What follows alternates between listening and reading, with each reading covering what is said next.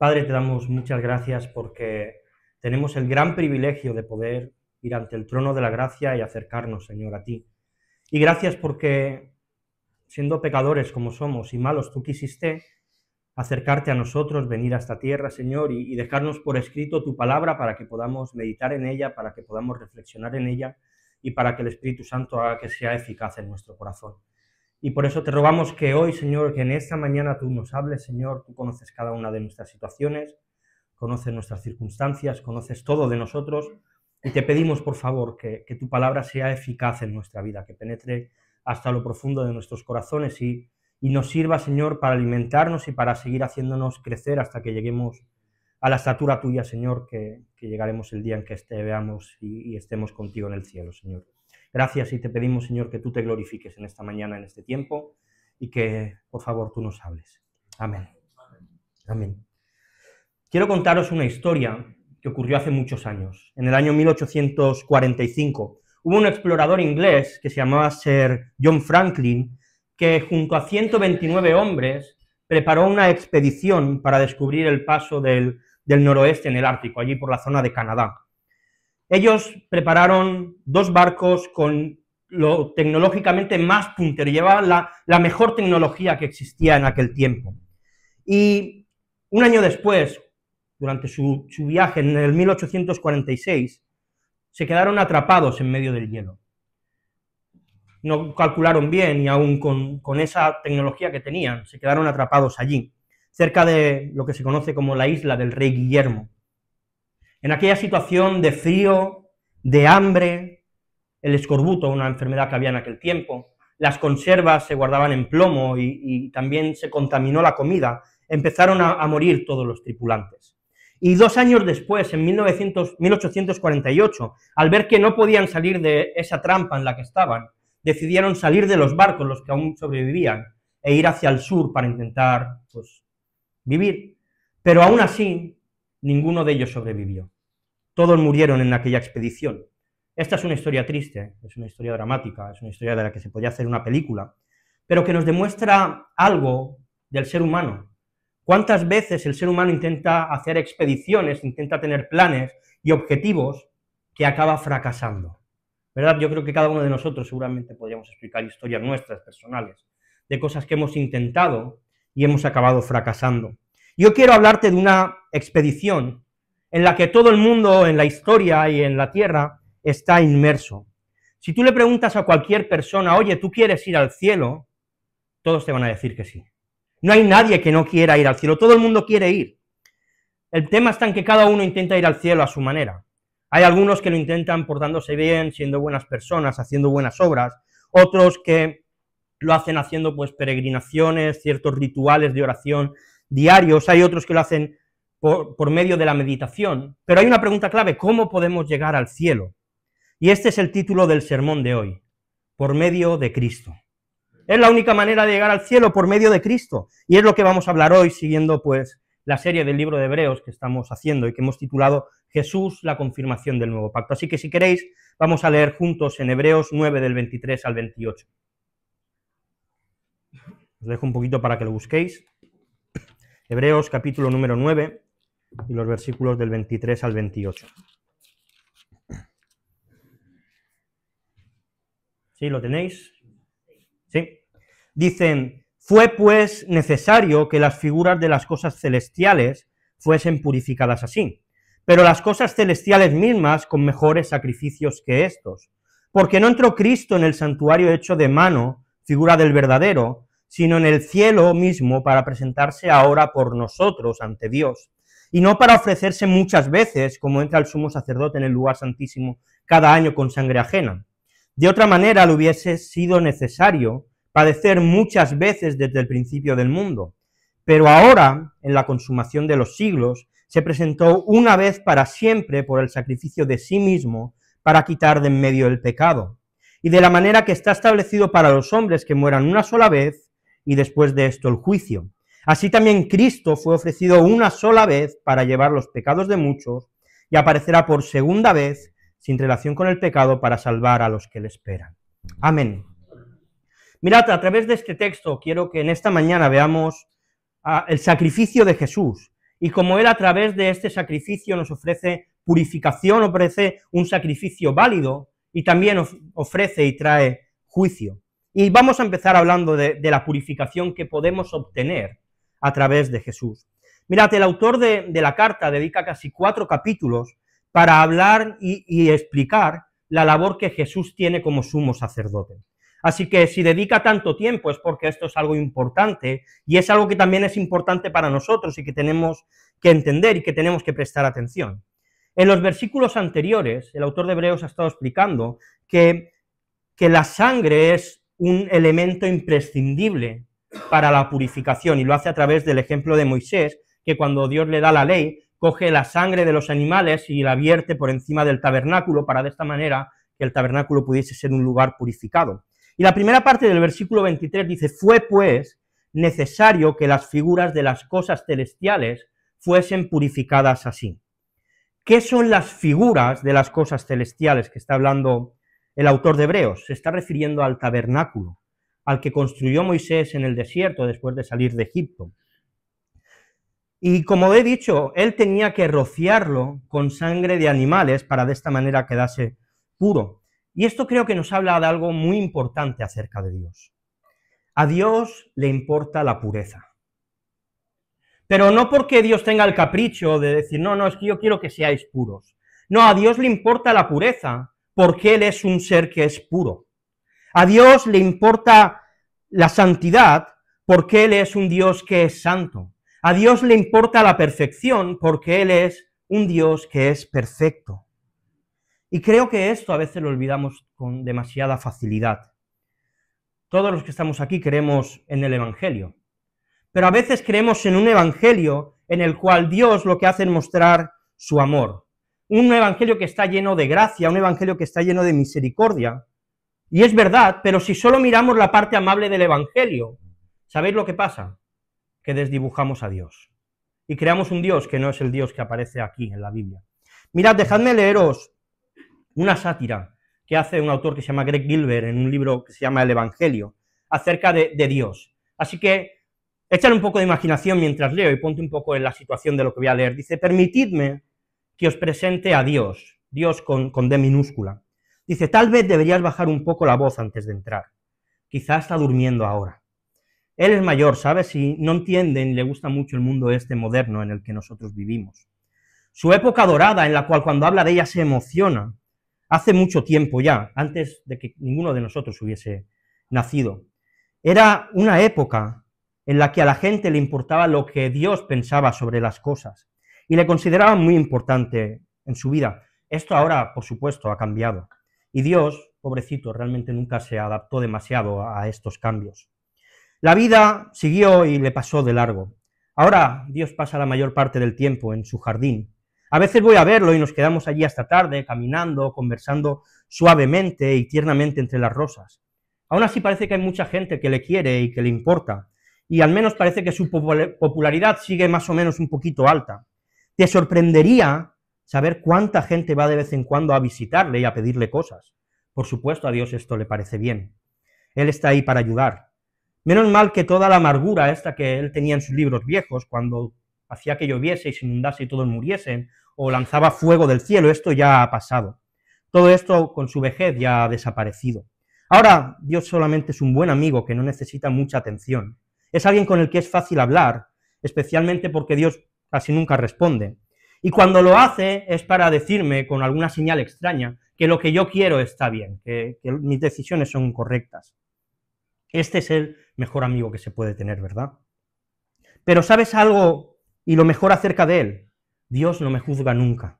Nunca, por nada. Claro, en lo profundo yo sé que a Dios le gustaría que fuese mejor persona, más amoroso o menos egoísta y todo esto, pero Él es realista. Sabe que soy humano y que nadie es perfecto. Estoy completamente seguro de que Dios está de acuerdo con esto. Aparte, su trabajo es perdonar a las personas, es lo que Dios hace. Al fin y al cabo, Él es amor, ¿no? Y me gusta pensar en el amor como nunca juzgar, solo perdonar. Ese es el Dios que yo conozco y no podría ser de otra manera. Está bien, ya te he puesto en situación, ya podemos entrar. No hace falta que estemos mucho rato, no te preocupes. En serio, Él agradece con que le podamos dedicar un poquito de nuestro tiempo. Esto es una sátira. pero bastante real a la vida que vivimos, porque mira, el Evangelio es maravilloso, pero el Evangelio mal entendido nos lleva a desdibujar quién es Dios y a crear a alguien que no es Dios, y esto es un problema para nosotros.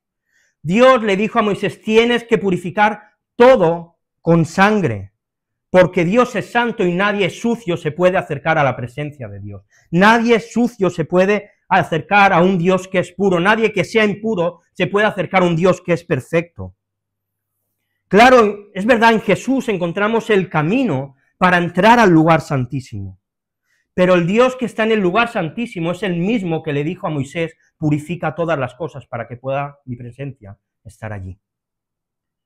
La salvación es por gracia, nuestro fruto es obra del Espíritu Santo, pero es nuestra responsabilidad permanecer en Cristo, tener cuidado de no resbalar, cuidar de nuestra salvación con temor y con temblor. No son cosas contrarias, son cosas complementarias. Mira, déjame explicártelo con una ilustración que me encanta. Imagínate que un padre sale con su hijo pequeño, de 3 o 4 años, a hacer un senderismo por la montaña. Y de repente llegan a un camino muy estrecho, en el que a la izquierda hay una pared muy alta y a la derecha un barranco terriblemente grande. El niño tiene una responsabilidad, que es agarrar la mano de su padre lo más fuerte posible para no caerse. Es su responsabilidad, si no lo hace, quizá muera. Pero el padre, ¿sabes lo que hace? Coge la mano de su hijo tan fuerte que aunque él la soltara no se caería nunca. Nuestra responsabilidad es agarrar la mano de Dios lo más fuerte posible para no caer, y es nuestra responsabilidad. Pero aunque nosotros la soltáramos, Dios no iba a permitir que caigamos. Esto es el Evangelio. Así que Dios está accesible, pero cuidado cómo nos acercamos ante Dios. Dios no es tu colega, Dios es tu Padre. Hoy en día parece que los padres queremos ser amigos de nuestros hijos. Es un error. Los padres son padres y los amigos son amigos. Y por supuesto el padre tiene que crear una relación de confianza con su hijo, que es lo que nuestro Padre Celestial hace con nosotros. Pero cuidado con cómo nos acercamos a Dios. Él es un Dios santo, Él es un Dios puro, Él es un Dios perfecto. No es una relación entre iguales. No lo es. Así que cuidado cómo lo hacemos. Ahora bien, si lo terrenal tenía que ser purificado, ¿qué pasa con las cosas celestiales? Dice, pero las cosas celestiales mismas con mejores sacrificios que estos. Yo me preguntaba, bueno, las cosas que hay en el cielo y que no han sido contaminadas por el pecado, ¿necesitan de algún tipo de purificación? La realidad es que no, porque si no ha sido contaminado no necesita ser purificado. Mira, hay un comentarista en su comentario del libro de Hebreos, que se llama así, Simon Kistemaker, que dice lo siguiente, dice, el verdadero santuario, dice el escritor de Hebreos, es el cielo mismo, Hebreos 9:24. Y el cielo es el lugar donde Dios y su pueblo moran juntos. Es el lugar donde el pueblo de Dios le sirve ofreciéndose a sí mismo como sacrificio vivo. Pero entonces, ¿por qué dice el escritor que las cosas celestiales tenían que ser purificadas? El cielo llegó a ser un santuario para el pueblo de Dios solo cuando la sangre de Cristo fue vertida por ellos.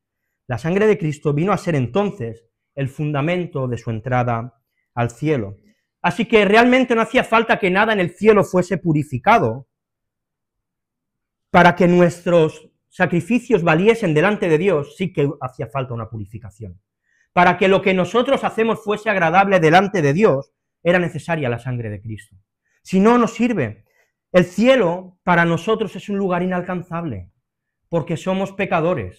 Y en el cielo no puede entrar ningún pecador, no puede entrar nadie que sea malo, ni que esté sucio. Pero es gracias a Jesús que nosotros ahora podemos ir al trono de la gracia. Es gracias a la sangre de Cristo que nosotros podemos entrar al cielo y ofrecer nuestra adoración y nuestra alabanza. Nuestra purificación, escucha bien, solo se consigue en Cristo. En nada más. Si tú piensas que tú puedes ser puro por portarte bien, estás equivocado. Nadie puede purificarse a sí mismo. Solamente la sangre de Cristo nos hace puros para ir delante del Dios Santo. No hay otra manera. Y eso nos lleva al segundo punto de esta mañana, el sacrificio por medio de Jesús. Un sacrificio que ha servido de purificación para nuestra entrada.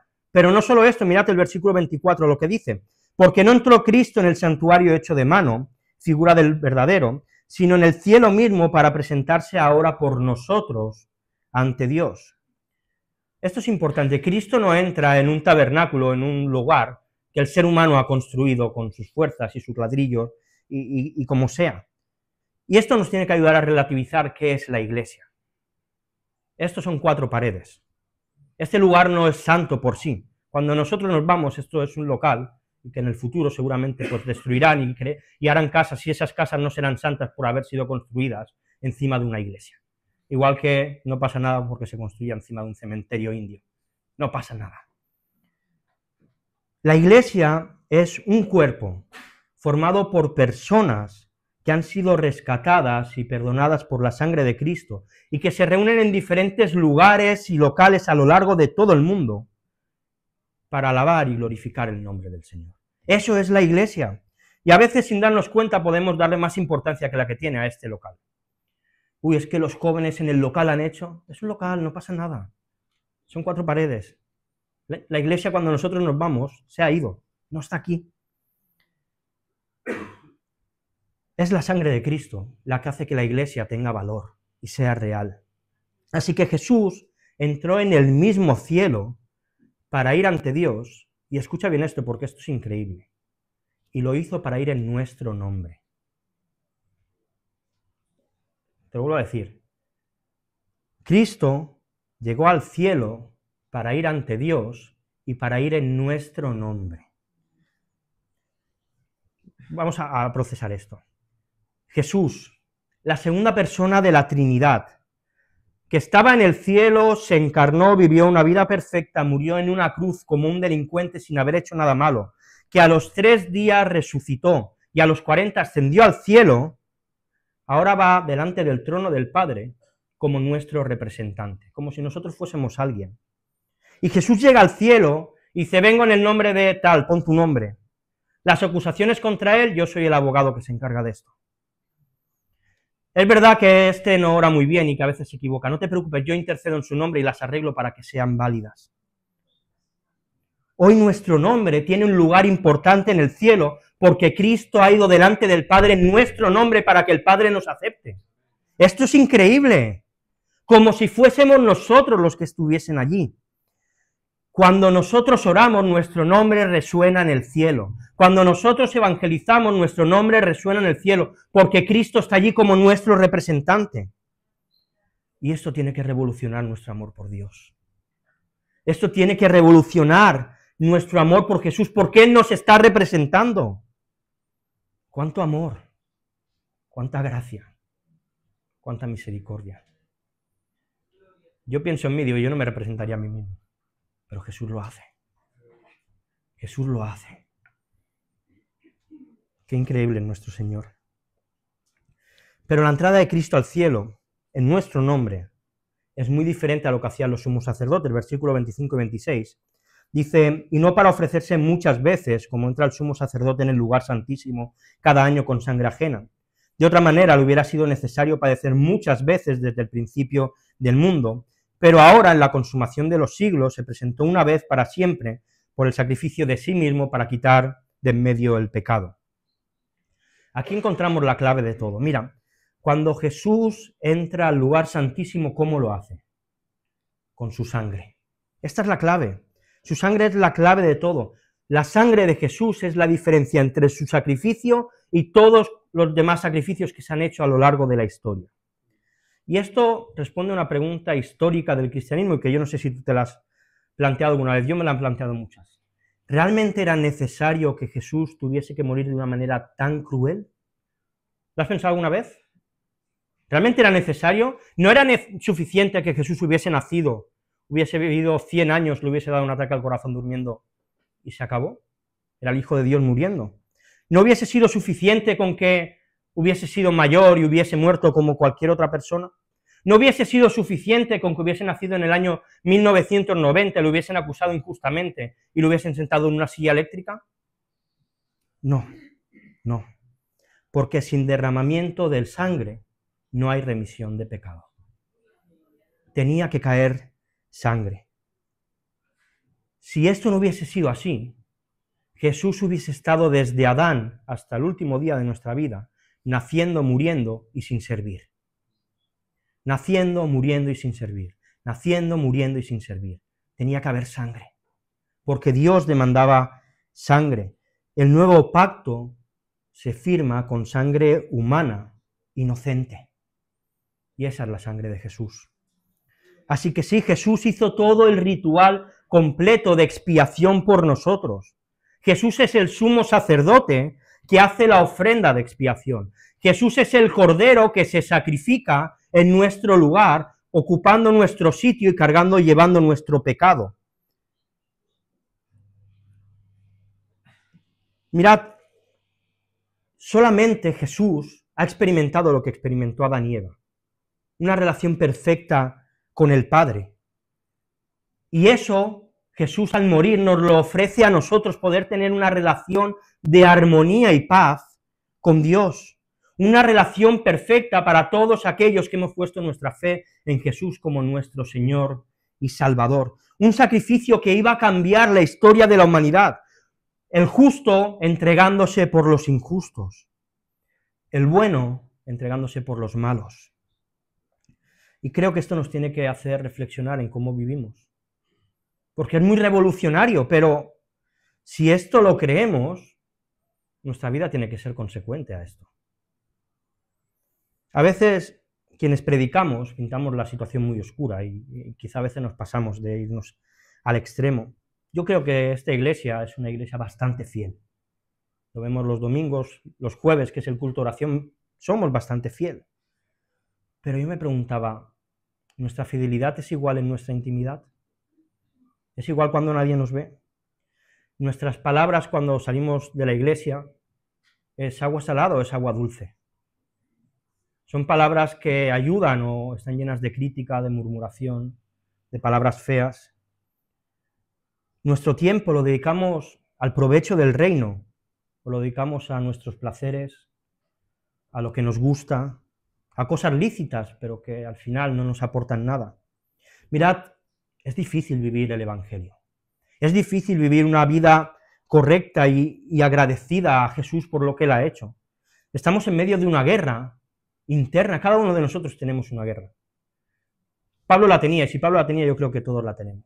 Pablo dice, yo sé lo que quiero hacer, y tengo claro lo que quiero hacer, pero a veces no hago lo que quiero, sino que lo que no quiero, eso hago. Pablo tenía una batalla interna, y yo estoy seguro que a todos nos pasa. O espero que a todos nos pase. Si no te pasa, eso es mala señal.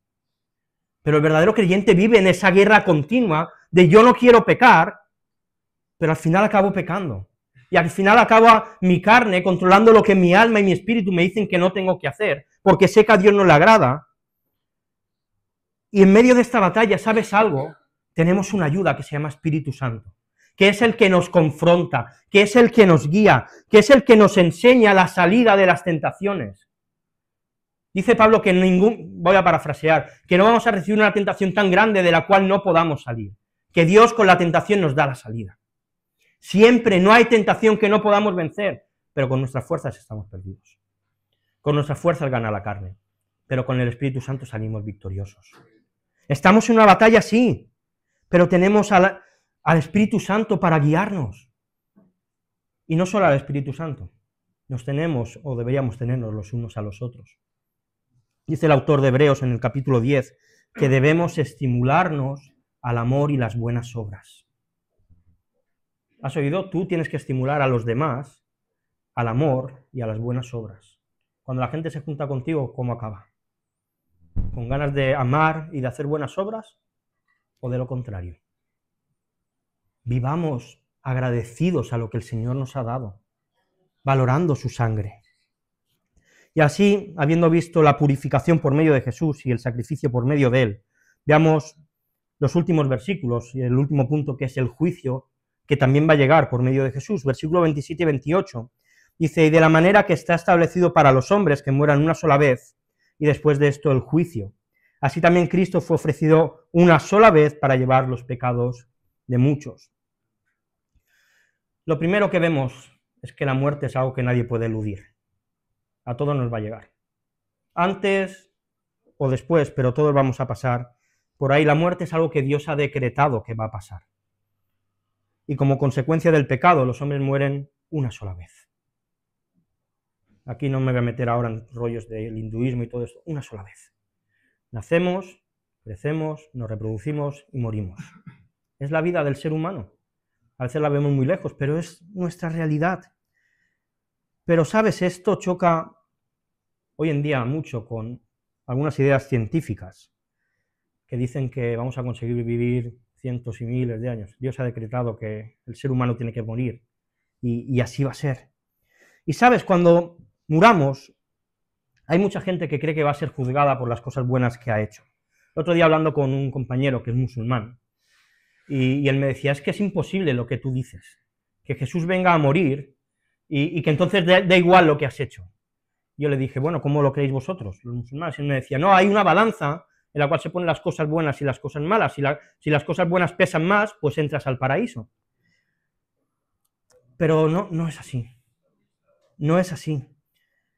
Si tú le preguntas a la mayoría de personas si son buenos, te van a decir que sí. La gente cree que es buena y que por tanto el día en que lleguen al juicio van a aprobar porque son buenas. Si te encuentras a alguien así, creo que es algo bueno ir a los 10 mandamientos. Yo creo que todo el mundo más o menos conoce los 10 mandamientos.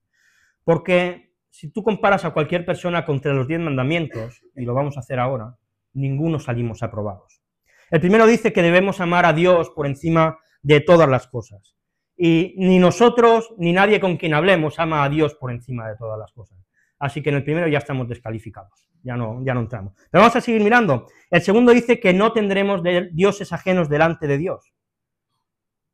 ¿Qué pasa con nuestro tiempo, nuestro esfuerzo, nuestro dinero? ¿Usamos más para otras cosas que para Dios? Yo creo que casi todos, no voy a decir todos, pero casi todos sí, descalificados. Tercero, no tomarás el nombre de Dios en vano. Bueno, quizá nosotros igual lo cumplimos, pero pregúntale a cualquiera que no sea creyente si no toma el nombre de Dios en vano. Descalificado. Cuarto, santificar el día de reposo. Si no es creyente, obviamente no lo va a cumplir. Pero es que a veces ni siquiera nosotros somos capaces de dedicarle un día a Dios. Y lo cargamos de 1000 otras cosas. El quinto, honra a tu padre y a tu madre. ¿Has hablado alguna vez mal delante de otros de tu padre y de tu madre? Les has deshonrado. Ya no has cumplido este mandamiento. Sexto, no matarás. Espero que no haya aquí ningún asesino que no conozcamos. Yo creo que no. Pero, ¿sabes? Jesús dijo, cualquiera que le diga idiota a otro, lo ha matado. Si no lo has dicho, igual lo has pensado alguna vez de alguien, no lo has llamado muy bien. Culpable. Séptimo, no cometerás adulterio, y puede ser que no lo hayas hecho, pero Jesús dice que quien mira a una mujer o un hombre, Jesús habla de una mujer porque en aquel tiempo se dirigía de esta manera, pero un hombre con un deseo sexual ya ha caído en adulterio. Sigamos. Octavo, no robarás. Quizá ninguno hemos robado un banco, pero igual alguna vez pues se te ha caído algo en el bolsillo que no era tuyo, o te han dado un cambio mal y te has callado, o has llegado tarde y le has robado el tiempo a otro, eso es robar también. La impuntualidad es robarle el tiempo a otras personas. Yo creo que ninguno pasamos. Noveno, no mentir sobre otros. ¿Has dicho alguna vez una mentira para librarte de algo? Claro, será que no. Tampoco cumplimos. Y décimo, no codiciar nada de otra persona. ¿Has tenido alguna vez envidia? Sana, yo solamente sana. Eso es querer algo que tú no tienes y que otro tiene. Mirad, es muy fácil demostrarle a una persona que hemos roto las normas de Dios y que tras las muertes habrá un juicio. Mira, si yo mato a alguien voluntariamente y estoy delante del juez y le digo, un momento, señor juez, es verdad, yo he matado a esta persona, pero es que antes de matarla yo ayudé a una abuelita a cruzar la calle, así que vamos a poner la balanza porque yo hago cosas buenas también. Después va a decir, llevarlo ya, sacarlo de aquí. Una persona que haya roto solamente una ley de Dios ya es culpable. Dios no va a juzgar por las cosas buenas que hagamos. El juicio es por aquellas cosas que hemos roto. ¿Sabes? Todos nosotros merecemos ir al infierno. ¿Tú crees en el infierno? No te estoy hablando si en tu cabeza sabes que hay un infierno. ¿Crees en el infierno que es real? Y te pregunto esto porque Todos los creyentes sabemos que existe un infierno donde van aquellos que no son salvos. Pero no tengo tan claro que creamos en él. Y te lo voy a poner con un ejemplo. ¿Cuántos durante esta semana le habéis hablado a más de 100 personas de Jesús? Ninguno, ¿verdad? Mira, cuando llegó el COVID, si tú hubieses tenido la medicina que curaba el COVID, viendo que tanta gente se moría, habrías salido a la calle gritando que tenías la solución para sus problemas. ¿Sí o no? Entonces, si creemos que el infierno existe y tenemos la solución que se llama evangelio y no lo presentamos, o una de dos somos muy malas personas o no creemos en el infierno. Y de la manera que está establecido para los hombres que mueran una sola vez y después de esto el juicio. Escucha bien esto y voy a ser muy duro. Nuestros compañeros de trabajo que no creen se van al infierno. Nuestros familiares que no creen se van al infierno. Vuestros compañeros de clase que no creen se van al infierno. Tus vecinos se van al infierno. Tus amigos se van al infierno. Y esto debería amargarnos la vida. Debería hacer que no pudiésemos dormir por la noche. Así que o nos da igual la gente o no creemos en el infierno. El infierno es real y todos se van de cabeza hacia allí. Todos. Y nosotros tenemos el remedio. Así también Cristo fue ofrecido una sola vez para llevar el pecado de muchos. Cristo murió para ser la solución que todas las personas que nos rodean necesitan. La gente se está muriendo y necesita encontrar a Jesús. Y nosotros lo tenemos. Y esto nos debería romper por dentro. Mira, la Biblia no dice que cuando sacas un 10 en un examen hay fiesta en el cielo. La Biblia no dice que cuando te promocionen en tu trabajo hay fiesta en el cielo. La Biblia no te dice que cuando educas a tu hijo de una manera ejemplar hay fiesta en el cielo. Pero la Biblia lo que sí dice es que cuando un pecador se arrepiente hay fiesta en el cielo. Así que ese tiene que ser nuestra obsesión.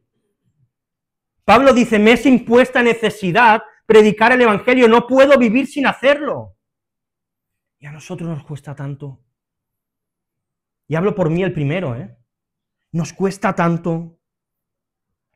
Jesús se ofreció para llevar el pecado de muchos. Comparte tu esperanza con aquellos que se van al infierno. Y por supuesto hay muchos con los que lo hacemos y no quieren saber nada. Nuestra tarea está hecha. Nuestra tarea está hecha. Pero si solo uno se arrepiente, habrá valido la pena. Porque a ti alguien te predicó del evangelio, ¿verdad? Hubo alguien que se atrevió a ir y predicarte del evangelio para que tú creas y para que no te vayas al infierno. Hagamos lo mismo. Lo siento si estoy siendo muy duro, pero me parece que es demasiado importante como para decirlo suave. Necesitamos reaccionar. Necesitamos cambiar. Tenemos el antídoto contra el pecado y contra el infierno. Compártelo. No te lo calles. La segunda parte del versículo 28 ofrece una gran esperanza. Dice, y aparecerá por segunda vez, sin relación con el pecado, para salvar a los que le esperan. Jesús vino una vez hace unos 2000 años, y cuando vino con relación con el pecado, es decir, vino a un mundo en el cual el pecado estaba, vino haciéndose un hombre como nosotros, vino a ser tentado como nosotros somos tentados, aunque él nunca falló, pero aún así Jesús tuvo que soportar las consecuencias del pecado, el cansancio, la tristeza, todo esto no estaba antes del pecado, la soledad, el hambre. Adán y Eva no experimentaban nada de esto. Esto es lo que vino por culpa del pecado y Jesús experimentó las consecuencias del pecado, incluso la muerte. Pero ¿sabes algo?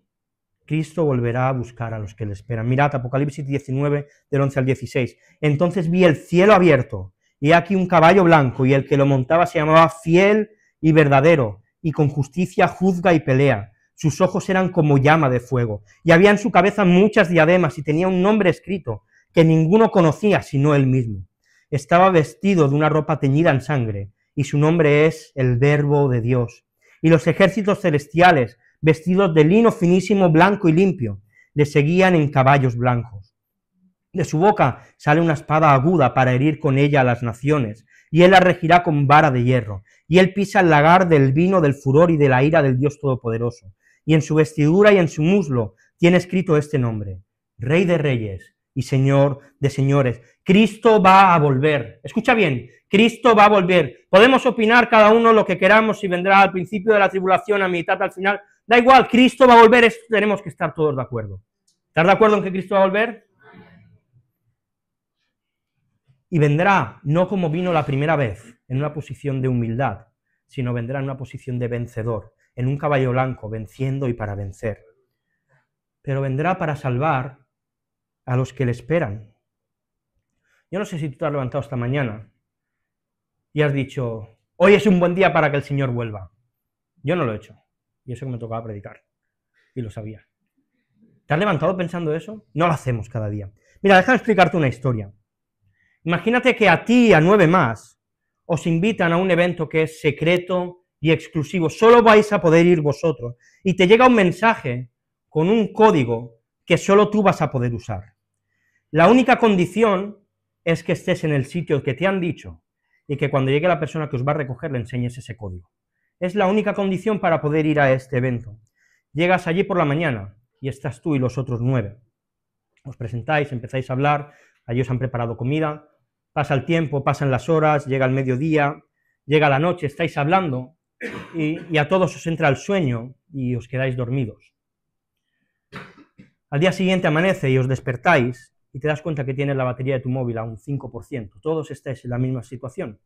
El móvil prácticamente sin batería, a punto de acabarse. Has sido previsor y has llevado tu cargador, así que coges un enchufe y conectas tu móvil. Y justo en el momento en que tú conectas el móvil y se enciende, entra la persona que viene a buscaros y os dice, enseñadme vuestro código.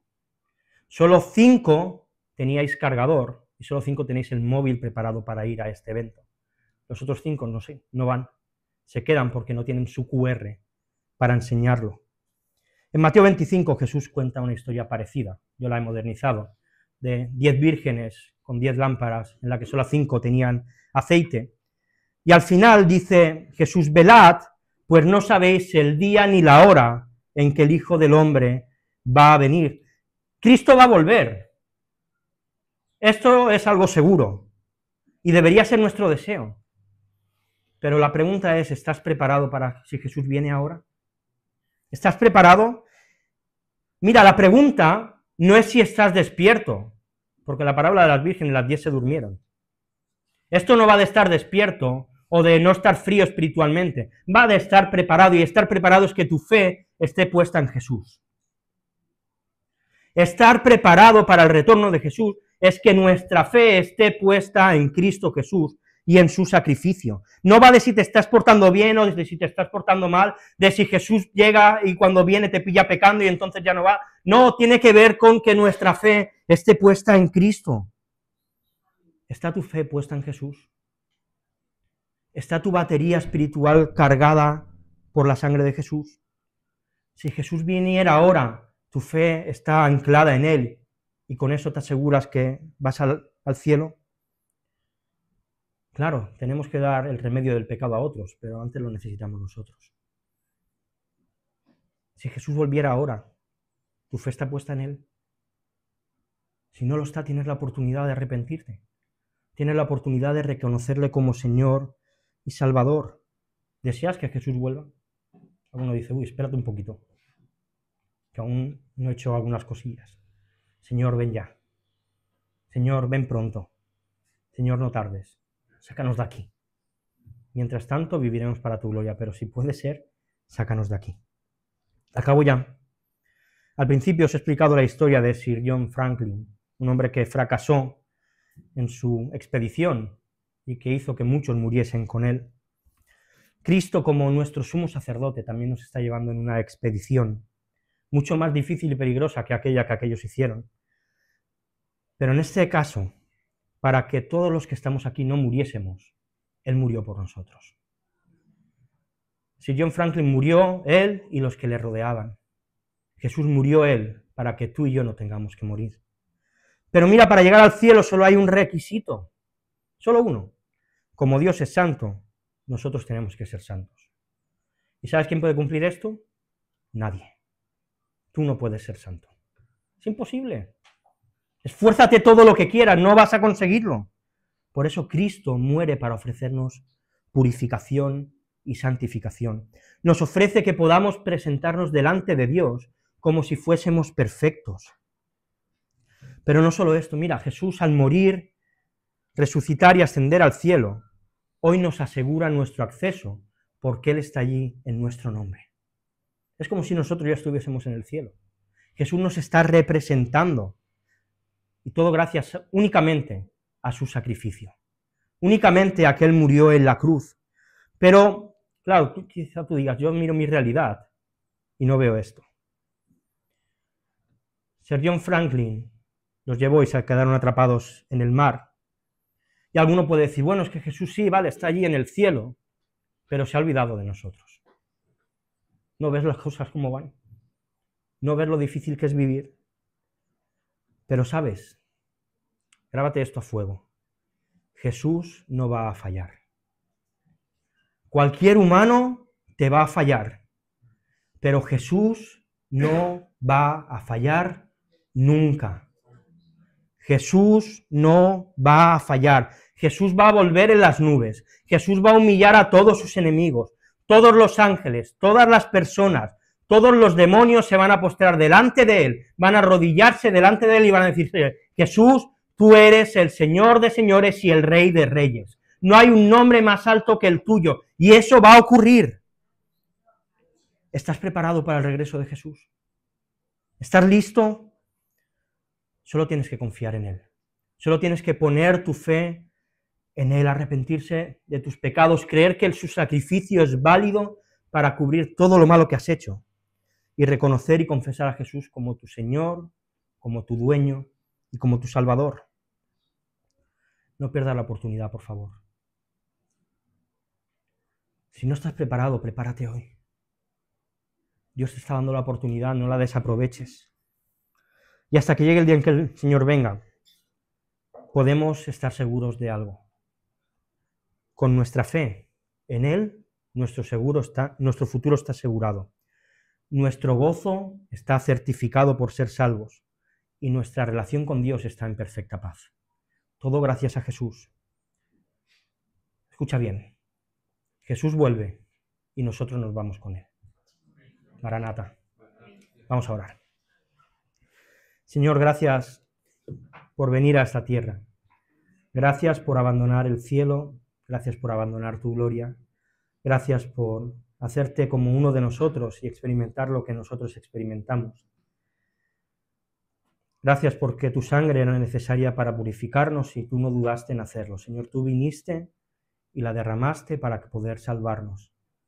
Y ahora, aunque no entendemos el porqué, Señor, tú estás como nuestro representante en el cielo, en nuestro nombre, arreglando nuestras oraciones, intercediendo por nosotros, apareciendo como nuestro abogado ante las acusaciones de Satanás.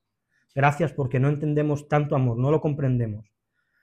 Y por eso lo único que queremos y deseamos, aunque somos torpes, incapaces, es vivir acorde a este sacrificio que tú has hecho por nosotros.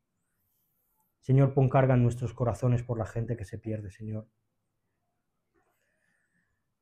Trae en nosotros una conciencia real del infierno, de que las personas que nos rodean se pierden. Señor, quítanos el miedo, quítanos la vergüenza, que igual que Pablo, Señor, nos sea necesario, Señor, que sea algo imperioso en nosotros el predicar el Evangelio, Señor. Cambia nuestra vida, cambia nuestro corazón. Perdónanos por ser tan egoístas y solo mirarnos a nosotros. Pon carga en nosotros por los que se pierden. Ayúdanos a predicar el Evangelio a tiempo y fuera de tiempo. Y que por medio de la predicación, como tú has estipulado, muchos vengan al conocimiento de la verdad, Señor. Y nuestro deseo, Señor, como iglesia es ven pronto, Señor. Ven pronto a buscarnos, ven pronto a rescatarnos, ven pronto a instaurar tu reino y a que podamos vivir toda la eternidad contigo. Señor, queremos verte, queremos estar contigo. Vuelve pronto, Señor, y si en esta mañana alguien de los que está aquí no está preparado para tu venida, te lo rogamos, Señor, cambia tú su corazón igual que lo hiciste con nosotros. Muchas gracias, Señor, queremos alabarte y bendecirte y glorificarte. Amén.